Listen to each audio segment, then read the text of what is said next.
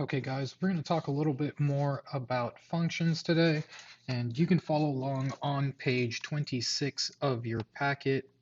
All right, so a few tidbits of math information that we shouldn't forget about, and this is all throwbacks to algebra. Okay, something with a filled in circle on your line, or even just a closed circle sitting by itself, is included in your domain and range. And the opposite of that is the open circle, which is not included in the domain and range, which means you have to specifically note that, hey, this point is not in my domain. All right. And how do I do that? We're going to use parentheses to denote that. So you might have like something to a number, parentheses, and then picking up from that number again to whatever the next stop is. Okay, so just a note, when you see this break, that represents a hole in your domain. Even though these are the same number, they might be 1, 2, whatever it is. That represents some kind of separation in that domain that you cannot include that filled in circle. Okay. The next thing we mentioned is the vertical line test, something that should be pretty familiar to us. We can very easily remember the vertical line test applies when you have a graph where a vertical line would cross it twice. So for example, let's say I have a graph that's like that. And I can see that if I drew a vertical line, I've got these two intersection points, and that immediately tells me that this is going to fail the vertical line test. And that means this is not a function. Okay, so that means this is not a function.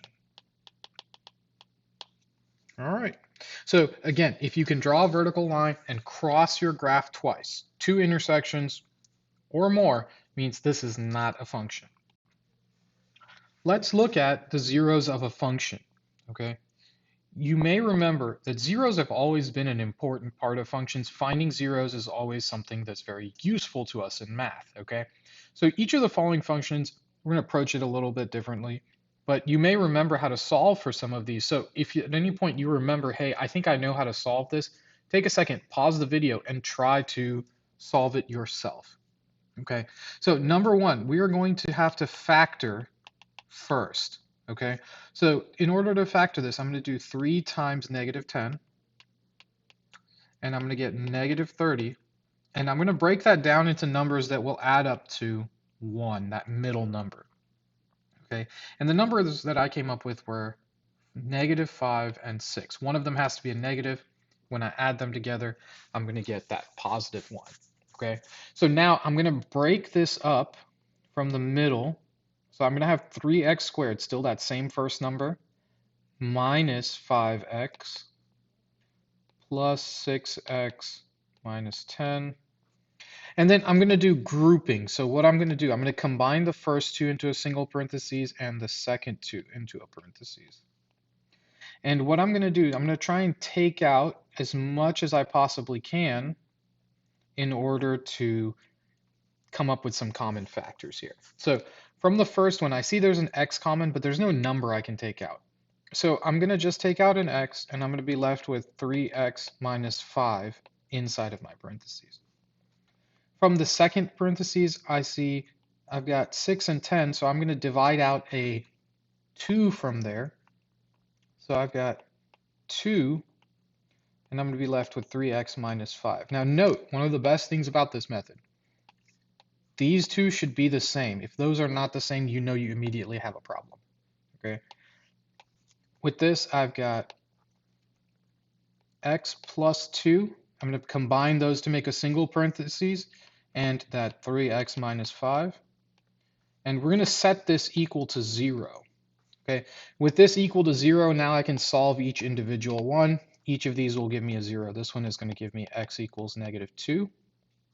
And this second one is going to be 5 over 3. and I'm going to have these two zeros as my solution. So these, you could write them also as a point, which I'll do over on the side in green. So -2, 0, and 5 over 3, 0. So again, you see those y values are the zeros. Okay, how about the second one? So for the second one, we have to work our way back to the x, and I'm going to go ahead and set it equal to 0 so that I can solve this. 10 minus x squared. Let's square both sides. Squared, squared. I've got 0 equals 10 minus x squared. Move my x squared to the other side. X squared equals 10. And we'll take the square root over here. So I've got x equals plus or minus root 10. Okay. So again, two solutions. I've got positive root 10 comma 0 and negative root 10 comma 0. All right, two different zeros there. Now for this third one, you'll notice it's a fraction this time. And what's interesting is you can't ever get a 0 from the bottom. So that bottom part only really matters if something bad happens. But we're going to get our 0 from the top here. We're going to say 2t minus 3 equals 0. And we should be able to get that t equals 3 over 2 when we solve that.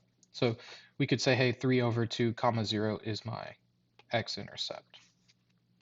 All right, and in this case, they used the letter t, but the same concept as the x-intercept, t-intercept, whatever you want to call it. All right, on the next section, a quick recap of increasing and decreasing. Okay, so increasing very simply means your graph is trending upwards. Okay, so in yellow, you can see I'm marking the section of your graph where it is trending upwards. If you looked at any section of that, you'd say, yeah, it's going up when I read it from left to right. On the other hand, the section I'm highlighting in blue is decreasing. And where those two numbers meet, right, where we see in the middle, this section right here is a 0 gradient, or it is not increasing or decreasing. That piece is constant. Okay, so you can see yellow is increasing, blue is decreasing, and the red mark is my constant section. Okay, so that is how we can kind of visualize it, right? Blue decreasing, yellow increasing, red is constant. Anywhere there's a turning point, you can kind of see that there will be some kind of constant value there. Okay, so talking more about increasing, decreasing, and constant intervals and maxima. So on this graph, I went ahead and kind of marked some of these points of interest to us. And I rounded on some of them just so that the numbers were a little bit friendly. Now, let's look at where our graph is increasing. So I'm going to start by highlighting in red where my graph is increasing. So anywhere I think my line is trending upwards, I'm going to mark it in red. So these three sections I've marked seem like when I read my graph, again, we read from left to right, that my graph is going upwards. So let's take a second and let's try to write out where my graph is increasing. So pause the video and try to figure out what that section is going to be. Okay, so if you wrote out the increasing region, we can see, hey, my graph is going to start increasing from negative infinity, so all the way at the left over here, all the way up until negative 3.5. That's that x value. Okay, then it's going to increase again. The next section that increases from negative 1.5 until 0. You can see those marked here. And from 2 until infinity. Okay, so again, we only look at the regions on the x-axis. Okay, we're not worried about the y values. I don't care how high it goes. I only care about where it is increasing, which is always answered with an x value.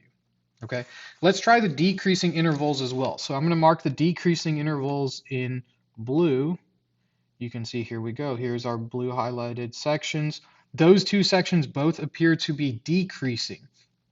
So here is our decreasing interval.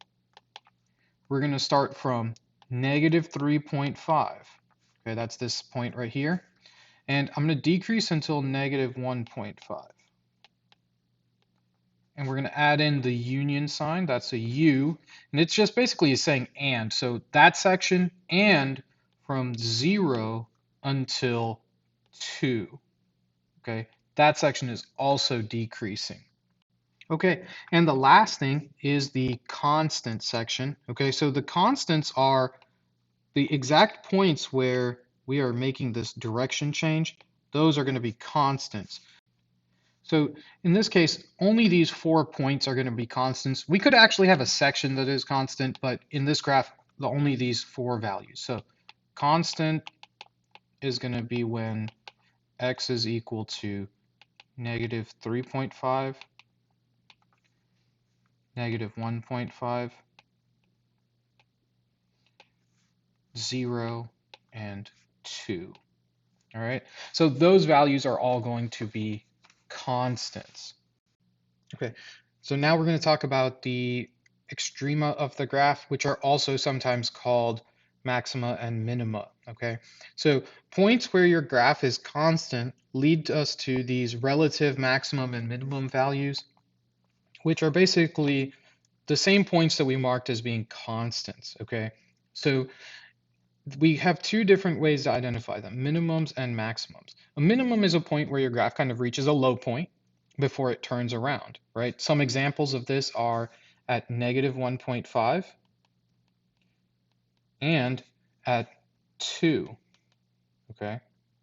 So those were both relative minimums for me, okay? And if we asked for the value of those minimums, we could figure that out by looking at the y value, okay? And if we were looking for maximums, we can definitely also find those in a very similar way. You can see over here, negative 3.5 seems to be where there's a maximum, and at 0, there also appears to be a maximum here. Okay, and those we can see are also on our graph. These are my maximums, and on the other end are my minimums here. Here's a minimum, and here's a minimum. So that's basically finding your extrema or maxima, right? These are your maximums and minimums within your graph. Now, our graph has arrows. It is increasing and decreasing like forever, which means we don't have an absolute maxima, which would be the highest point your graph ever reaches or the lowest point it ever reaches. If your graph continues on forever, it can't ever reach those. Okay, so that, guys, is a quick review of some of the terminology you've heard before: increasing, decreasing, points where things are constant, and extrema. Hopefully this helps you. Happy studying.